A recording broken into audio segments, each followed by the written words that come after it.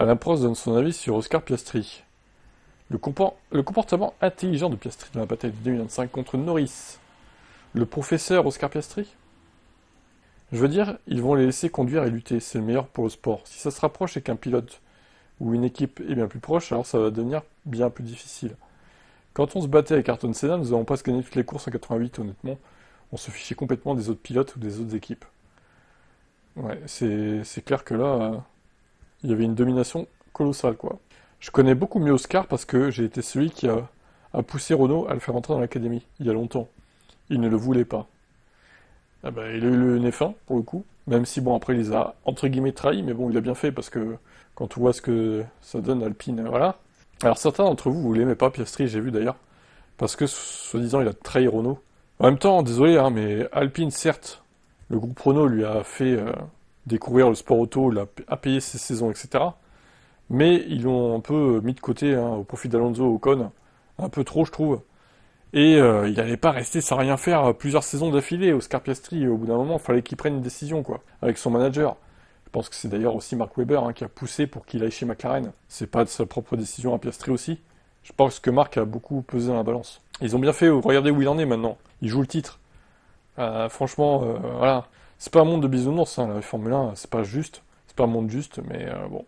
Après, effectivement, ils auraient peut-être pu rembourser en partie Renault, du coup, en compensation, c'est sûr. Je sais pas s'ils vont le faire ou pas, mais voilà. Je pense qu'il faut pas le détester pour ce qu'il a fait là. Beaucoup d'autres pilotes à sa place auraient fait pareil, à mon avis.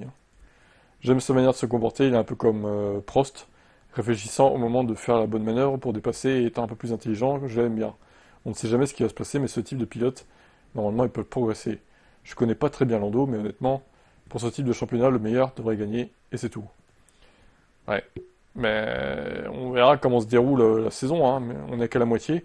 Maintenant, je considère que sur certaines courses, il s'est un peu fait voler quand même Piastri, hein, en cette première moitié de saison.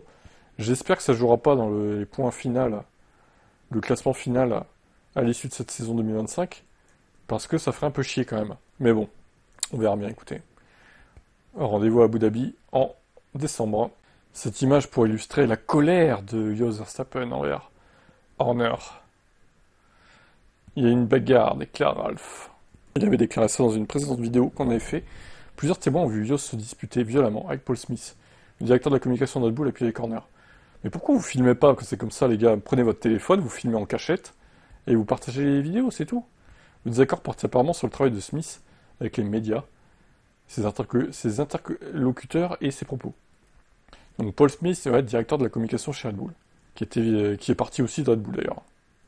La reconstitution a également été confirmée par Bild de vendredi dernier, avec un avertissement qui s'avérait prophétique. Jos Verstappen aurait fait des gestes grossiers et pointé du doigt Horner et Smith. Il leur a également dit « Je vais vous mettre la pression, Christian ». Donc il leur a fait un doigt, ou je sais pas. Une certaine confusion subsiste quant à la date de la dispute que les Allemands ont placée après la course. Quoi qu'il en soit, l'ancien PDG et directeur d'équipe a été licencié mercredi. D'autres rumeurs. C'est Bill lui-même qui a été le premier à annoncer le licenciement d'Horner, quelques minutes seulement, avant qu'il ne l'annonce à ses employés de Milton Keynes, devançant même Eric Van Haren. Les informations rapportées par Bild sur le sujet deviennent tout à fait crédibles. Horner a reçu Marco et Oliver Mintzlaff dans sa suite d'un luxueux hôtel londonien, qui l'ont informé qu'il relèverait de ses fonctions après 20 ans. Des détails intéressants également sur le moment de la décision. En marge du Grand Prix d'Autriche, Mintzlaff avait posé les bases de licenciement. Lors d'une réunion au siège entre lui-même, Chalerme et Marc Mateschitz, et en présence de Marco, il avait annoncé cette décision. Lundi dernier, ils se sont à nouveau rencontrés sur Zoom, au cours de laquelle Mateschitz a confirmé son intention de licencier Horner le lendemain. Le journal allemand citait, outre les résultats sportifs, la concentration excessive de pouvoir entre les mains de Horner. Directeur d'équipe, superviseur moteur, directeur marketing pour Red Bull et Racing Bull, mais qu'il a récemment été contraint de quitter ce dernier poste par la direction d'entreprise de juillet. Horner aurait eu le premier pressentiment que quelque chose était en train de changer lors du concours de tir au pigeon d'argile organisé dans sa propriété d'Oxford pour 40 invités triés sur le volet. Verstappen et Chalerme n'avaient pas été retenus. Bid a également confirmé le différend avec Jos, également prévu dimanche soir. Saurait-il pu jouer un rôle dans le déclenchement des événements? Concours de tir au pigeon d'argile. Ça, c'est bien un truc de riche, hein, vraiment, c'est n'importe quoi. Les bourgeois anglais, là, c'est trop quand même. Voilà un peu le déroulé des opérations. Bon, il est viré, hein, de toute façon. C'est intéressant de savoir ça, mais bon, ça change rien au fait qu'il est viré. Va-t-il rebondir dans une autre équipe? Ça, l'avenir nous le dira. Horner peut-il rebondir chez Cadillac? Oh non, pitié. Cadillac, faites pas ça, quoi. Bon, après, Lodon, je sais pas ce qu'il vaut, lui. Ça a l'air d'être... il gérait quoi? Marussia, à l'époque, je crois? Ouais, bon, c'est pas ouf, hein. Marussia, on sait ce qui s'est passé, quoi. Après, ils avaient pas les mêmes moyens que les autres, c'est sûr, mais bon. Alors, Shandok. On n'a pas exclu un nouveau chapitre de la carrière d'Horner, chez Alpine. Alors, Shandok, ouais, il enverrait chez Alpine, Horner.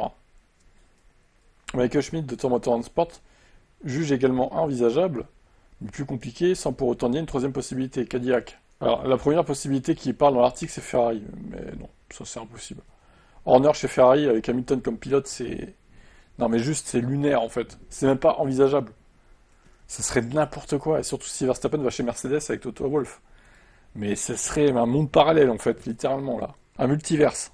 Donc Cadillac est une option, selon le collègue allemand, avait déjà été évoquée à huis clos à Silverstone et indiquerait qu'Horner serait le candidat idéal pour l'avenir de l'écurie américaine, où l'équipe est actuellement en construction, à une même période similaire à laquelle Horner lui-même a été confronté au début de Red Bull. Ouais, mais alors du coup, ça voudrait dire qu'il verrait Graham Lodon, là? Ou alors il le mettrait à un autre poste, je sais pas. Bon. Moi, je pense qu'au final, c'est peu probable qu'il revienne en F1 à court terme. Je pense qu'en 2026, il sera pas en F1 Horner. Je pense pas. Après, encore une fois, peut-être que je me trompe, hein, j'ai pas les réponses à tout, mais à mon avis, il sera pas en F1 en 2026. Je vois ça comme ça, moi. Et vous alors, vous le pensez en F1 en 2026? Et si oui, chez qui? Dites-moi en commentaire. Montoya qui nous parle de ce qui se passe chez Red Bull. C'est vrai que lui, il y a toujours un petit mot pour Red Bull, hein, son fils étant dans le groupe Red Bull, du coup. Le jeune Montoya, je pense que le licenciement d'Horner a surpris tout le monde depuis 1 an et demi. On parle du départ d'Horner, compte tenu des tensions internes chez Red Bull. Je pense qu'il y aura beaucoup de changements chez Red Bull, ils en ont besoin. La question cruciale est, Red Bull s'est-elle séparée de Horner parce que Verstappen part, ou parce que il faut empêcher Max de partir, du coup? C'est la question que tout le monde se pose dans les semaines et les mois à venir, en attendant de savoir ce qui adviendra de Max. Moi, je serais plus pour dire que c'est pour retenir Max qui ont fait partir Horner. Je serais plus dans ce team-là, tu vois. Ou alors, ça voudrait dire que Max a déjà signé chez Mercedes, Red Bull l'a appris, et pour se venger de ça, de cet échec, Horner a été viré. Ça peut peut-être être ça aussi. C'est soit l'un soit l'autre, de toute façon. Je suis désolé pour Christian, pour tout ce qu'il a fait pour l'équipe. Tout arrive pour une raison, nous verrons bien. Globalement, je pense que le licenciement est étroitement lié au départ de Verstappen.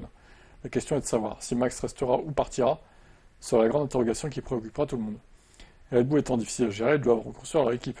Adrian Newey est parti, ils ont besoin de nouvelles structures à long terme, Red Bull se redressera. Mais à court terme, ils auront du mal à tout remettre en ordre et à recruter les bonnes personnes. Ce sera passionnant de voir de l'extérieur ce qui se passera chez Red Bull. Et indirectement, il doit s'inquiéter un peu par rapport à la carrière de son fils. Qu'est-ce qui va se passer, quoi? Au final, y aura-t-il de la place encore pour son fils dans l'avenir? Que va décider Makias, etc., quoi? Marco, que va décider aussi Marco? Est-ce qu'il va partir à la retraite? On se pose des questions dans ce groupe Red Bull.